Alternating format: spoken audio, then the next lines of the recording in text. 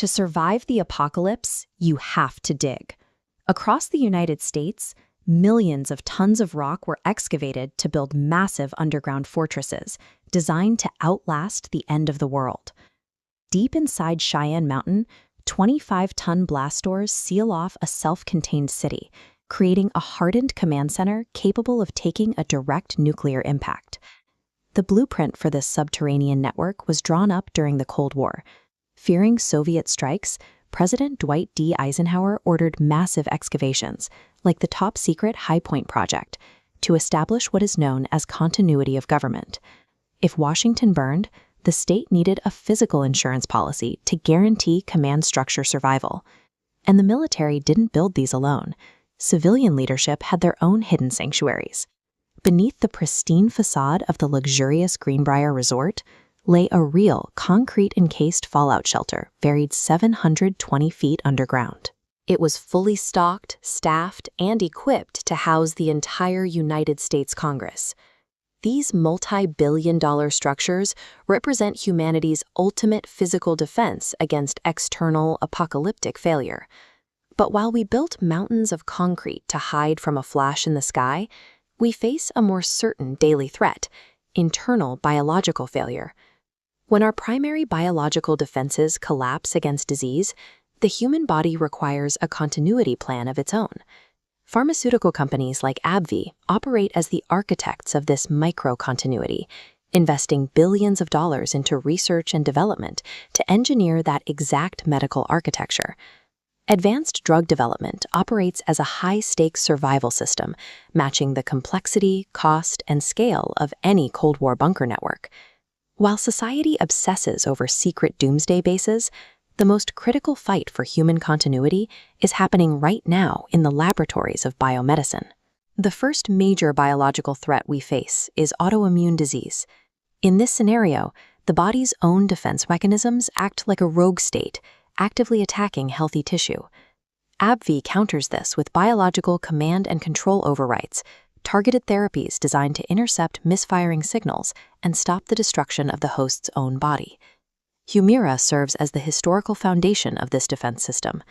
Through a simple 40-milligram injection, it blocks a specific protein that drives the inflammatory attack. The next generation of overrides, like Skyrizi and Rinvoq, are even more precise. They target specific pathways, like IL-23 and JAK1, interrupting the inflammatory cascade before it spreads. Once suppressed, the host's healthy cellular infrastructure can finally begin to rebuild. These advanced treatments act exactly like emergency protocols in a bunker, shutting down destructive internal systems to preserve the structural integrity of the human body. Then there's the threat of rogue cellular mutation, cancer.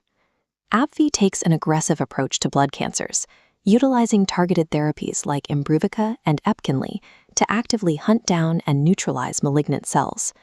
They also deploy antibody-drug conjugates, or ADCs.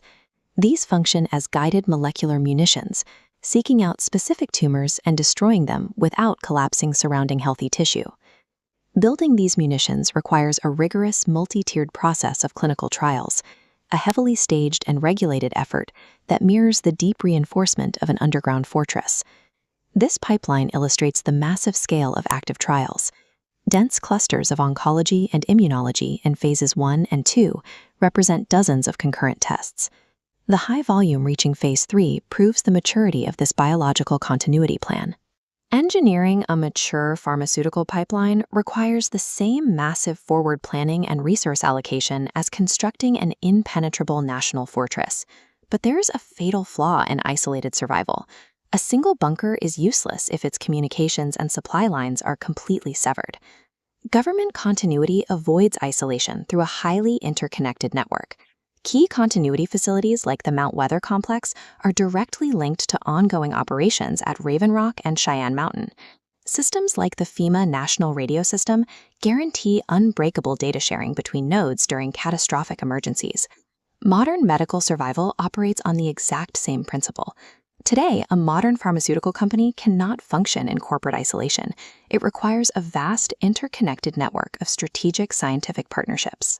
AbbVie expands its capabilities through these specific alliances, partnering with Genmab for blood cancer, calico for aging-associated diseases, and Tenterix to discover multi-specific biologics. This explicit timeline of regulatory approvals and data readouts through 2026 marks the mobilization of a massive, interconnected survival network. Whether we are burying into a mountain to hide from nuclear fire or mapping molecules to cure cancer, humanity's greatest strength is our ability to build interconnected architectures of survival. Hundreds of feet directly beneath our ordinary lives lies a completely hidden, highly secure, and active subterranean world. While millions go about quiet routines on the surface, military officials have spent decades maintaining sprawling, classified complexes operating within the bedrock. These concrete fortresses exist right now, hidden behind massive blast doors and heavily guarded tunnels carved directly into solid mountainsides. To understand what is actually happening in these deep earth chambers, we have to analyze the three specific motivations behind their construction.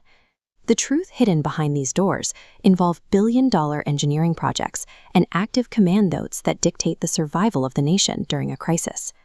The first theory focuses on the primary mission of these sites: national defense and the tracking of global aerospace threats. This was a Cold War necessity. The military required impenetrable command centers to monitor global radar and track incoming nuclear strikes in real time. At Cheyenne Mountain, engineers hollowed out the granite for 15 three-story buildings, designed to survive a direct atomic blast. By resting the complex on a grid of giant springs, the buildings compress during a shockwave, preventing the impact from shattering sensitive electronics. To function while isolated from the outside world, these bunkers house massive server racks and independent electrical grids built directly into the raw rock. These facilities were engineered as self-sufficient subterranean ecosystems, allowing the military to wage war even if the surface world is destroyed. Beyond military retaliation, a second theory identifies these bases as ultimate insurance policies for the survival of the executive branch.